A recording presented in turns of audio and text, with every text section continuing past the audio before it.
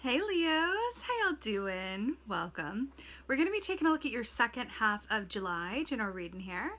So your meditation was very interesting, isn't it always? I saw the image of a bull, and I saw it standing like in the middle of a desert, but it was just a very dusty, hard earth surface, right? Not much plant life going on, a bit barren. And then it was like an earthquake, and the bull was understandably in distress. And I saw fissures start to form and cracks forming in the earth. And then I saw the headline, Earthquake Hits Miami. And then I saw all this water coming through the cracks in the earth, and it turned into like a large body of water. And then the bull was floating in the water, calm again. And then I heard the song Float On and the lyrics, We All Float On Okay by Modest Mouse. Very interesting. You know, earthquake hitting Miami. What I take from that is that, first of all, Miami is a very, tropical climate. It's very warm there. It's prone to a lot of rain. But at the same time, an earthquake hitting Miami, that would really be news. It's not somewhere that is prone to earthquakes, at least as far as I know. So it's an interesting take on that, where it felt like a weird, like a shocking headline. But then the water came in to kind of ease off the heat. Remember, there's nothing living. Like, there wasn't a lot of plant life or vegetation or animals. It was just this bull alone in this very arid, hot climate. And then the earth cracked and the water came up, and suddenly the bull was just floating there, really calm again. So it's interesting. Bull animal medicine, it's Taurus energy, of course. Bull animal medicine is very much about prosperity, physical prosperity, material abundance, and that kind of, assured financial gain, and feeling really, really successful and accomplished in what you're doing and where you are. So it's really, really fascinating. I do feel like you could be in for a bit of a shakeup, but it feels like a positive one. But even a shakeup, even though it's positive, can be a bit startling. But I feel like there's something about a lot of water and flow, and hydration being introduced into your landscape during this time. But it feels, like float on. We all float on okay. It feels good. It feels like I said, like hydrating. But yeah, let's go ahead and see what your cards have to say. Hey Leos, let's go ahead and see what your animal energy is for the second half of July. Right. This makes sense. Okay, let's talk. So first of all, whenever you get an animal energy that is of your same element, as in Tarantula, which is fire energy, and you guys being fire signs, is very auspicious. And that's a nod from the universe to go, this is going to be a significant time for you. We're also, it must be noted that we're moving into Cancerian season, but then you're coming up next, aren't you? So we are, in the pre-birthday season situation. Tarantula, this is interesting because this is a Two of Swords energy, which is about, the heart and the head coming together for equal conference, really taking the time to sit down from a place of stillness and quiet and really connect with what your heart has to tell you and what your head has to tell you, right? The other aspect of Tarantula energy is if it speaks of a bit of a trepidation or moving forward very slowly, because either the path isn't clear or the next step is only revealing itself once you've completed the step before it, right? So I only get the next brick in the yellow brick road once I've placed both my feet on this one and then the next one, right? So there's something about the path revealing itself with the Tarantula energy here. But this is moving forward with a little bit of trepidation or in an unsure, not completely confident way. This makes a lot of sense to me, given the bull that is an earth land animal being suddenly in a large body of water, right? That would be the equivalent of like Miami, like getting an earthquake. Like you wouldn't see that coming. You know what I'm saying? They would sooner get a hurricane than an earthquake. You know what I'm saying? So there's something in that for you. This tarantula energy here. Okay. You know, spider energy, it's tarantula, of course, but spider energy also relates to writers as well. Maybe having a lack of confidence or feeling unsure about writing, sharing your work in some way or expanding your work in some way. All right, let's see what's going on. Let's see what's going on. Okay, Leos, it's just variations on a theme. The Hanged Man, right. So again, this is a major arcana, which is a fated or destined event. So again, this is a significant time period we're looking at for you. So the Hanged Man is all about, it's another pause situation. It's really about assuming the Hanged Man position in order to take a time out and flip your perspective and see something differently, right? But this is a pause in the action. This is suspension, right? You know, the Hanged Man can be a real gift, but it can be a bit frustrating, especially when we want the things to move forward, you know, clearly in an expedited way. We just want things to be a little bit more clear or, you know, in a timely manner. And the Hanged Man says, but in order for you to do that, we need you to take a time out, flip your perspective, and be patient. Because this also shows kind of a, you know, something coming forward that's going to delay or divert. There could be a detour coming up as well. But again, when you assume this position in order to flip your perspective, when you come out of it, the worst case is that you're really aligned with a brand new perspective that's going to serve you. I find that when the Hanged Man doesn't work in our favor is when we resist it, right? And then when we resist it, sometimes then life comes in and we get really sick. And then like suddenly we have no choice but to slow down and be suspended, and we have a lot of time to think suddenly, right? And then we accomplish the Hangman perspective, even if it wasn't by our own will. So putting that out there. What else is going on? Wow, good Lord. 2 for what? Wow. Whew, okay. So we got Judgment here, another major arcana. So this is look back with pleasure. What's really fascinating about this is that everyone's looking to the past. Can you see this? You got the 8 of Cups here in the 3rd position. We'll get to that. But the 8 of Cups, Tiger is looking this way. This possum is looking this way. It's really interesting. So with this snake, Redbird's looking this way though, must be said. The Judgment key is very much about look back with pleasure, reviewing the past so that you can move forward, unencumbered, aligned with your highest and best potentials, right? So often, it's part of the human experience. So often our past experiences, our fear from the past, all of the things that we've accumulated over our lives, emotionally, mentally, habit-wise, belief system-wise, like I said, they can really affect our decisions and our choice-making abilities from a subconscious, sometimes conscious, but really a subconscious place where we're making choices from fear, but we're not even really fully aware that we're doing it. Like making the safe bet, going the smart road, even though if we were to take some time out, right? Both of these are about time out. And really access what our heart and head is saying, what our intuition is saying. We might go, you know what? I'm feeling something else, right? This is what I probably should do, but then I'm feeling this over here, right? It can require some real bravery in order to make those kinds of choices. And it's interesting because you had the bull in your meditation, which is about assured physical manifestation and abundance, right? So it's interesting. I feel like you're going to have some choices ahead of you. And I feel like they're going to be, related to how you make money or how you move forward in a physical material way. When you have options before you and one seems like a safe bet and it's gonna, the money is there, the possibility is there, the ease is there, but from a feeling place, your higher self is going, that ain't it. Right? It can be very, very difficult. That's why it's the plot of so many movies. Because it's very dramatic and it's rare to be able to say, like, you know what?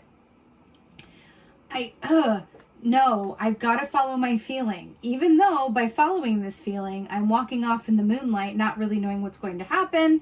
I'm honoring my feelings and trusting that as a result of doing so, I will be rewarded and my success is assured. right? I feel like there's something coming up with this, and I feel like it's quite a significant soul lesson or soul marker that once you pass through it, you're going to kind of ascend to a new level of reality, which is great in terms of manifestation. So, Eight of Cups here. This is really in alignment with what we were talking about. This is really moving on from people, places, things, aspects of yourself that cause emotional dis-ease within you, right? This is saying, okay, I don't feel good about, XYZ. I'm going to move on. I'm going to lay that to rest. See all those bones here? These Eight of Cups. It's saying, no more of this. I'm saying no to this. I'm tired of this. I don't want to go about this anymore. I'm tired of overthinking. I'm tired of putting others before myself, just as examples. I'm tired of, taking the easy way out. I'm tired of, going down this train, even though it's giving me a lot of, money or abundance, but I emotionally, I'm not feeling it, whatever it is. And choosing to really follow the path that feels good to you. And there's this ship coming in here, and there's a whole body of water, right? Again, with this water aspect.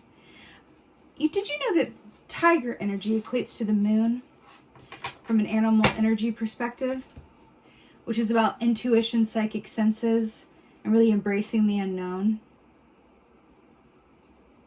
I feel like you're being called to do that in a rather profound way. Where it will lead, I feel like, is going to be more than worth it. This is going on. Right. Look at you showing up in your own reading with this lion and lioness here. Fascinating. So these are two gazelle back here as well, which represent fear. But abundance being on the other side of fear as it relates to, there's an aspect of it that's like, I'm so afraid, I'm always in a constant state of vigilance. There's another aspect to the gazelle energy, which is very Nine of Pentacles, which is moving through those fears, right? You're able to reach a place of personal freedom and accomplishment. So there's something in that for you. So these two lions, you guys are obviously the lions. So I really, really like that this is coming up for you. But do you know what I'm going to say? Can you see this? Look at this. Everybody's looking to the past, except for these two red birds. You see them? 1, 2. The red birds are the only ones looking to the future. And the gazelles are looking at you. But isn't that interesting? Two of Wands, traditionally speaking, well, the Wands are about actions, right? They're about the actions that we do or don't take, usually around the work that we love to do, or about our interpersonal relationships that we're passionate about. Two of Wands is very much about the foundation work. It's very much about the prep, the planning, the attention to detail, the inspiration, the intention, all of that. It's really getting that foundation to a secure place so that Three of Wands can happen and you can ascend to the next level and get help and aid and really, from that foundation grow, right? So it's interesting.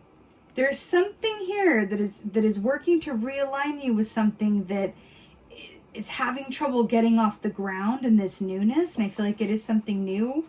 There's an aspect of it that's new that is going to require that you either walk away from aspects of the past or say no to things that you're not feeling aligned with anymore. Some of this very well may surprise you. But I think it's about being honest with yourself as well. You know what I mean? Wow. I just picked up the top key. I'm going to get advice for you guys. But there's Judgment on the top key of that rabbit energy. Really acknowledging your fear points, right? Let's get some advice for the O's. Okay. The Fool.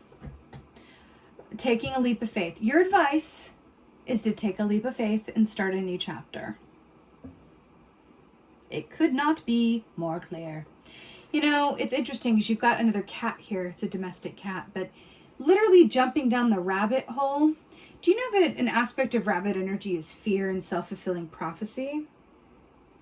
So that's interesting. I'm really hearing to really address your fears head on. And in doing so, free yourself from them so that you can go and really, this is asking you to take a risk in some way. Taking taking a gamble on something or yourself and really gifting yourself a brand new start. Anything that does not feel good to you needs to be inspected, duly considered, and then possibly released into the seas. Think about that bull, that source of income and that assured prosperity getting shaken up and then floating through the water. I do feel like there's an aspect of that coming, but you're really being called to embrace the newness of it and embrace the potential and possibility that's on the other side of that rabbit hole. You know, sometimes this comes when we've already been very successful, and then the universe comes in and goes, well, that was great. You've learned that soul lesson. You've had that success. Now it's time to do something else, to change it up in some way. Right? I'm telling you, it is not a linear path. Nothing is. Life is twists and turns, believe me. As you know, I'm sure you know that. That's what it is. So it's really about embracing those twists and turns, and kind of like the bull, we all float on okay. Feels like what this is, right? The fool who floats. That's what this feels like. The fool who floats. It feels really good, but again, that aspect of the shakeup is going to require some change and some trust on your behalf to follow the path as it unfolds step by step. Let's get an oracle. I'm feeling like this one. Let's do this one.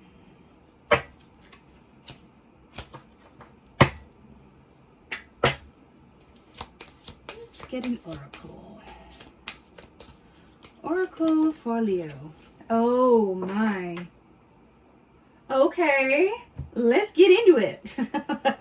We got the Desert Prince. Survival, false promises.